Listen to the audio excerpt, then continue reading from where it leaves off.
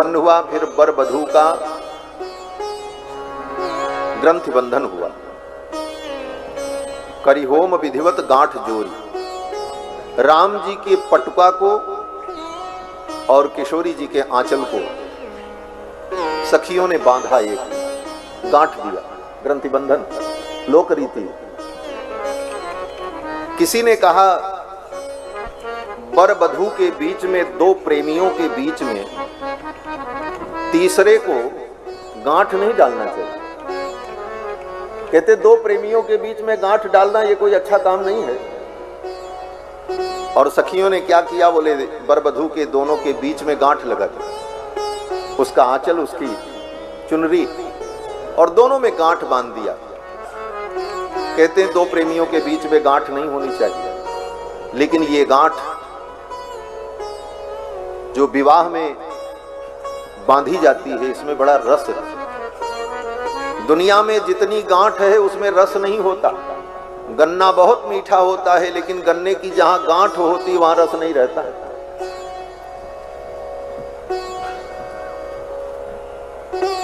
गांठ गांठ रस होत नहीं, जानत सकल जहान। सारी दुनिया जानती है गांठ में कोई रस नहीं होता, लेकिन विवाह में जो ग्रंथि बंधन होता है, गठबंधन, प्रेमी भक्त कहते हैं गठबंधन की गांठ में गांठ गांठ रस हो। उसमें तो गांठ गांठ में रस होता है, जितनी गांठ लगे उतना ही रस बढ़ता है। सखियों ने कहा सरकार आपको हम बांध देंगे। किसी ने कहा ब्रह्म जो सारी दुनिया को बंधन से मुक्त करता है, उसको मिथिला की सखियां बांध रही हैं। सर्वबंध विमुक्ति देने वाला आज मिथिला में किशोरी जी के आंचल से बंध रहा है। सखियां उसको किशोरी के आंचल से बांध रही हैं। क्यों? बोले मिथिला की सखियां कहती सरकार आप राजाधिराज हो, आपको मैं क्या बताऊं, कानून तो आप जानते हो। बोले क्या कानून? बोले कानून ये है कि कोई व्यक्ति अगर चोरी करता है तो उस चोर को पकड़ा जाता है और पकड़ करके हथकड़ी लगा दी जाती है, बांध दिया जाता है। चोर चोरी करे तो उसको बांध दिया जाता है। इसीलिए आज मैं आपको भी बांध रही हूं, अपने किशोरी जी के हाथ में सौंप रही हूं। किशोरी जी के हाथों की हथकड़ी आपको लग जाएगी और ये बंधन में आपको हम बांधेंगे। राम जी ने कहा हमने क्या चुराया, हमने तो कुछ लिया ही नहीं, किस चोरी की सजा है ये? तो मिथिला की सखियों ने कहा सरकार आपके जैसा चोर कौन होगा। आपने मिथिला में आकर के यहाँ की गलियों में घूम घूम करके यहाँ के भक्तों के चित्त को चुरा लिया, मन को चुरा लिया, दिल को लूट लिया। क्या बचा मेरा? क्या शान चाल अलबेली है, गजलाज रहे मस्ते मस्ते। जिन देखा तिनके चित्त रतन, अनमोल बिके सस्ते सस्ते। रस रूप माधुरी बरसत हैं, सखी जात चले रस्ते रस्ते।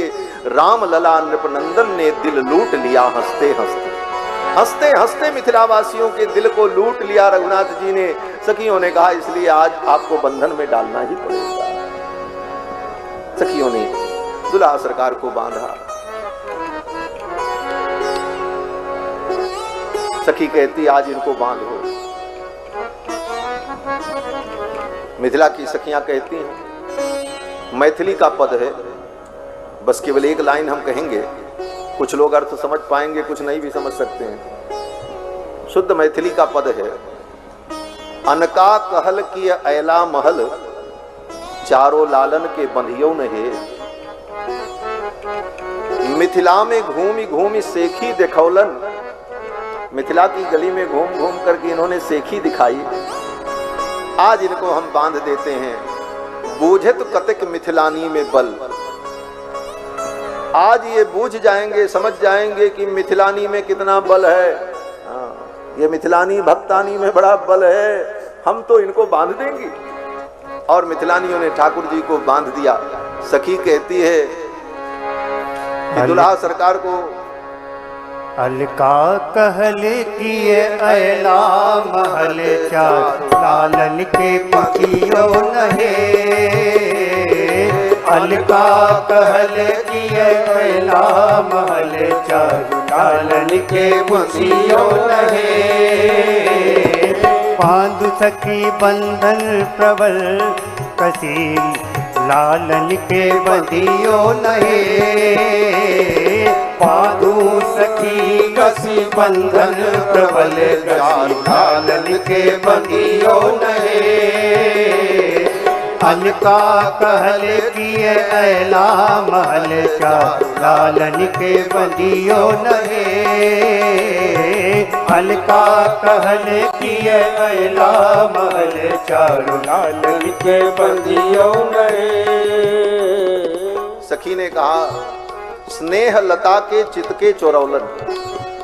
स्नेह लता जी एक बड़े अच्छे रसिक संत हुए महापुरुष, उनकी ये पंक्ति है, स्नेह लता के चित के चोरौलन भोगत हुआ अपन चित चोरी के फल। ये सब कहते हुए सखियों ने दुल्हा सरकार को बांधा और बांधने के बाद अब ग्रंथि बंधन का जो पद है वो भी बड़ा मधुर है।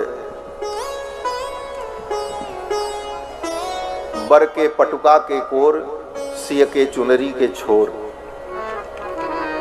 क्या है पंक्ति? सिया सजना के गांठ में बंधाऊं हे सखी। सिया सजना के गांठ में बंधाऊं हे सखी। हे बंधाऊं हे सखी, हे बंधाऊं हे सखी। हे बंधाऊं हे सखी, हे बंधाऊं हे सखी। सिया सजना के गांठ में बंधाऊं हे सखी। सिया सजना के गांठ में बंधाऊं हे सखी। सिया सजना के गांठ में बर के पटुका के कोर सिय के चुनरी के छोर। बर के पटुका के कोर सिय के चुनरी के छोर। आज दोनों के बटोरे अटकाऊं हे सखी। आज दोनों के बटोरे अटकाऊं हे सखी। सिया सजना के गांठ में बंधाऊं हे सखी। सिया सजना के गांठ में बंधाऊं हे सखी। सिया सजना के गांठ में मिथिला के नर नारी कैलन इन पे छापा मारी। मिथिला के नर नारी कैलन इन पे छापा मारी। गारी दे के बानी कसर चुकाऊं हे सखी। गारी दे के बानी कसर चुकाऊं हे सखी। सिया सजना के गांठ में बंधाऊं हे सखी।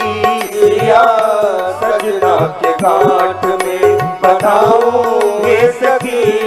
सिया सजना के गांठ में। मिथिला की सखियों ने कहा, मिथिला में आकर के इन्होंने हमारे चित्त को चुराया, इनको बांध लें। और बांधने के साथ साथ इनको गारी सुनाएं। मिथिला की सखियों ने दुल्हा सरकार को गारी सुनाई। जिन ब्रह्म परमात्मा की वेद स्तुति करते हैं,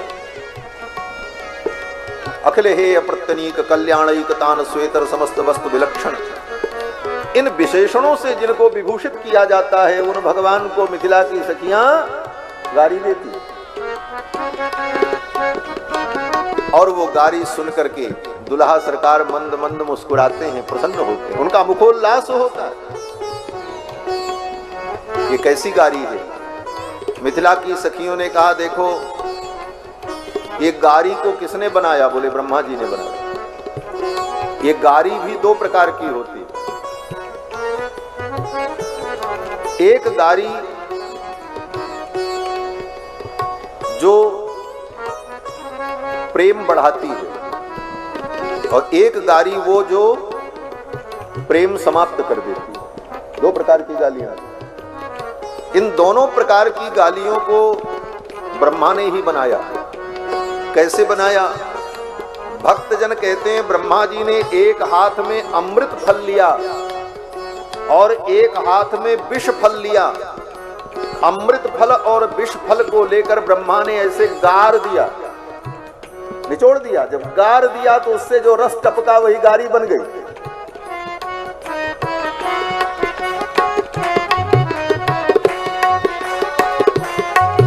ब्रह्मा ने गार दिया महाराज तो गारी बन गई।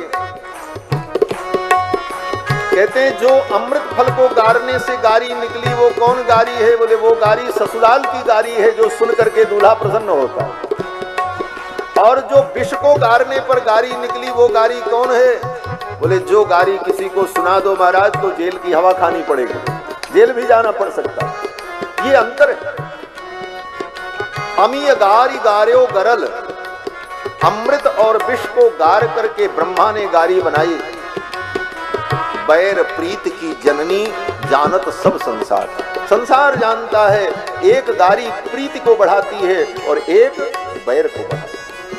तो मिथिला की गारी जो सखियों ने सुनाया वो गारी क्या है? बोले प्रेम को बढ़ाने वाली। मिथिला की सखियों ने कहा सरकार ये मिथिला की गारी को गारी न समझो,